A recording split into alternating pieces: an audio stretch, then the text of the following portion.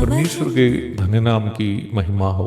प्रभात मनन के सत्र 2992 में आप सभी का बड़े प्रेम के साथ स्वागत करता हूं। आइए आज के मनन के लिए हम पढ़ते हैं प्रकाशित वाक्य अध्याय 14 पद 1। फिर मैंने दृष्टि की और देखो, वह मेमना सिय्योन पहाड़ पर खड़ा है और उसके साथ 1,44,000 जन हैं, जिनके माथे पर उसका और उसके पिता का नाम लिखा हुआ है।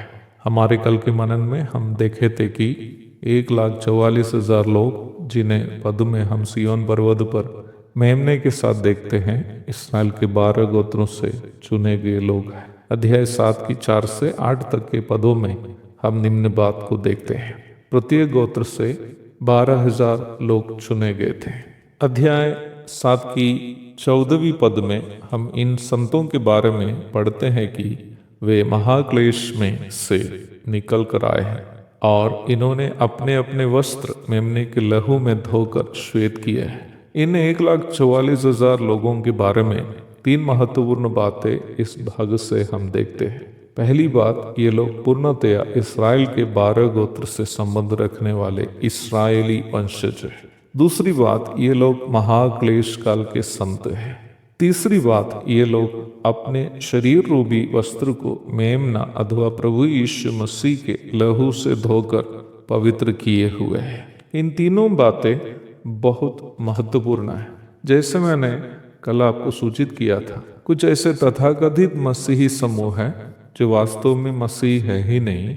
वे सिखाते हैं कि निम्न 1,44,000 लोग उनकी कलीसिया के कुछ पवित्र लोग हैं जो मसीह के साथ 1000 वर्षीय शासन में तथा नई धरती में राज करने के लिए चुने गए। इस प्रकार सिखाने वालों में एक मुख्यतः पेंतकुस्त समूह भी है। आप अवश्य वचन पर ध्यान दें। वचन स्पष्ट रूप में शक और संदेह के बिना यह स्पष्ट किया है कि निम्न 1,44,000 लोग कौन हैं। ये यदि इस्राएल के 12 गोत्रों से चुने गए लोग हो तो इसका मतलब यह है कि इसमें गैर यहूदी समाज से कोई शामिल नहीं होगा। दूसरी बात, यदि ये महाक्लेश काल के संत है तो वर्तमान की कोई भी कलीसिया के वे सदस्य नहीं है। महाक्लेश काल की शुरुआत कलीसिया का धरती से उड़ान के बाद ही होगी। तीसरी बात, हम इन 1,44,000 के बारे में देखते हैं कि वे मेमने के लहू से अपना शरीर रूपी वस्त्र धोए हुए लोग हैं।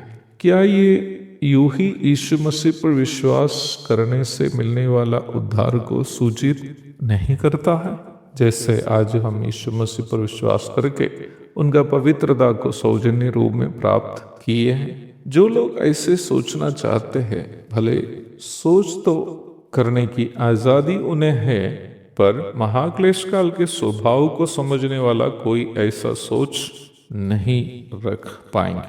निम्न विषय को समझने के लिए हमें अन्य 2-3 बातें भी समझने की अनिवार्यता है। ये 1,44,000 लोग मसीह विरोधी की चाप लेने से इनकार किए हुए लोग हैं, क्योंकि इनके माथे पर पशु की चाप नहीं बल्कि परमेश्वर की चाप लगी हुई है। प्रकाशित वाक्य अध्याय 7 की 2 से 4 तक पढ़िएगा। मेमना और उनके पिता का नाम इनके माथे पर लेखित है। इसका मतलब वे लोग मसीह विरोधी के शासन का खुलेआम चुनौती देने वाले थे। तो उनको क्या हुआ होगा? अध्याय 7 की 16 एवं 17वीं पदों से हम ये अनुमान लगा सकते हैं कि वे लोग भयानक सताव से गुजरे हुए लोग हैं। अध्याय 12 की 11 से बात लगभग स्पष्ट हो जाती है कि जहाँ हम इस प्रकार पढ़ते हैं, वे मेमने के लहू के कारण और अपनी गवाही के वचन के कारण उस पर जयवंत हुए, और उन्होंने अपने प्राणों को प्रिय न जाना, और उन्होंने अपने प्राणों को प्रिय न जाना, यहाँ तक कि मृत्यु भी सह ली।